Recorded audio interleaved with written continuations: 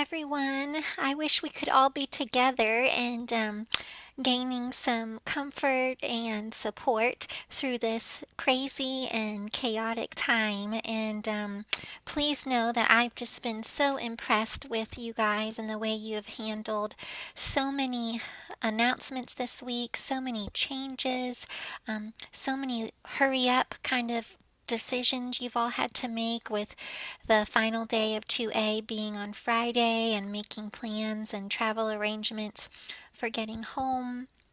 I just have just been so concerned for all of you and just care about each one of you. Of course, your safety and your health and well-being, as well as your continued navigation through your OT curriculum to reach your goal of being an entry-level OT. And I just am thankful for the way each of you have handled this week. I appreciate the emails, the texts, the phone calls, all the things you've done and handled so professionally with getting your questions asked, and your maturity in receiving the answers, many of which have been, "We're not sure, I don't know, we're waiting for further guidance." So right now, that is exactly what we're doing. We're waiting for next steps of how we're going to proceed for you guys for moving forward to 2B, but also receiving credit for your 2A. So most of your fieldwork educators have already turned in your final evaluation, which is awesome. I think I've got 43 out of the 50 students who fieldwork educators have already submitted the final evaluation. So that's awesome.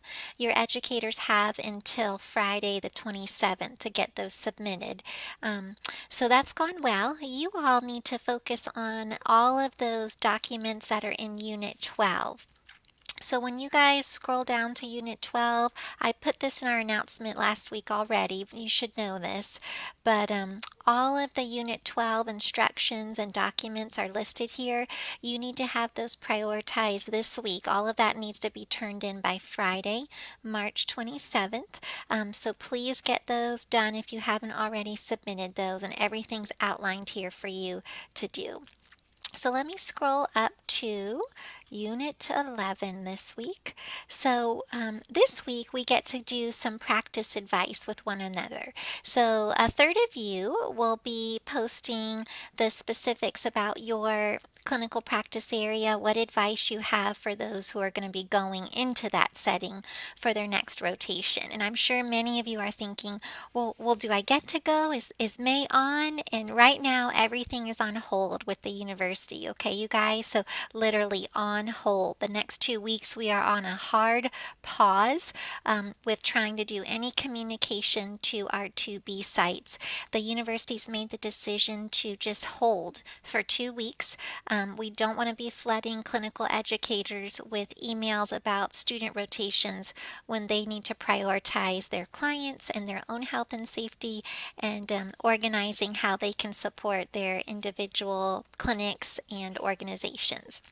But that being said, this unit's assignment is still going to focus on what clinical practice advice from your specific area, peds, inpatient rehab, adult acute, can you share with your cohort?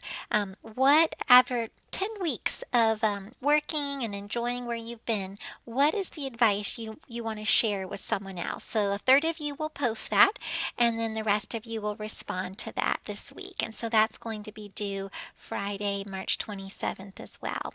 So I look forward to reading those. We already have a few people who've posted. So let me go there real quick. And I think it's Kylie and Miranda, I think, have already posted.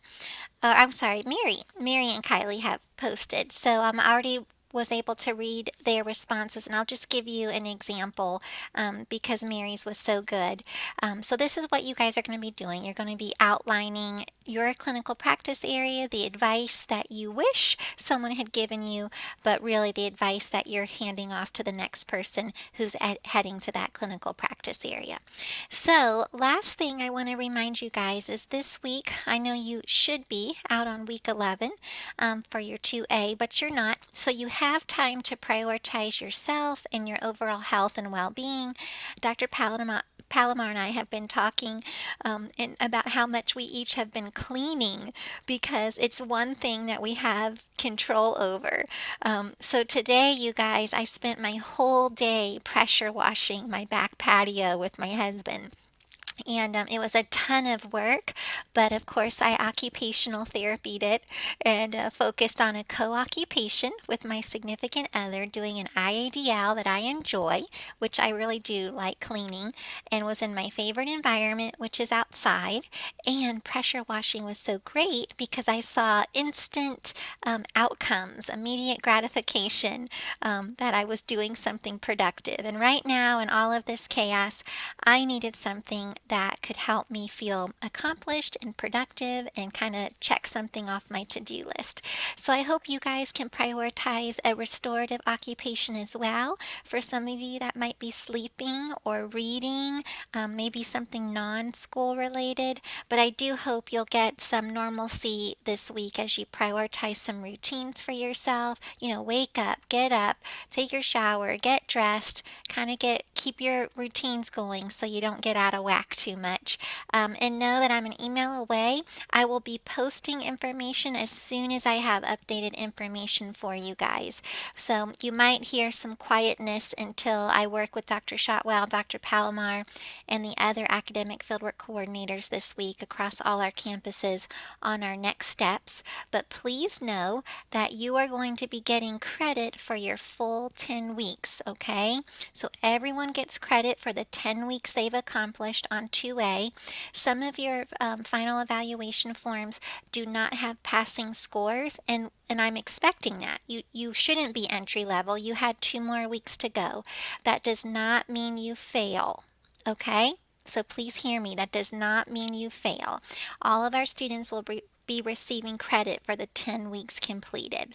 I hope to have more information for you guys later this week, and I hope you're well. Okay, bye-bye.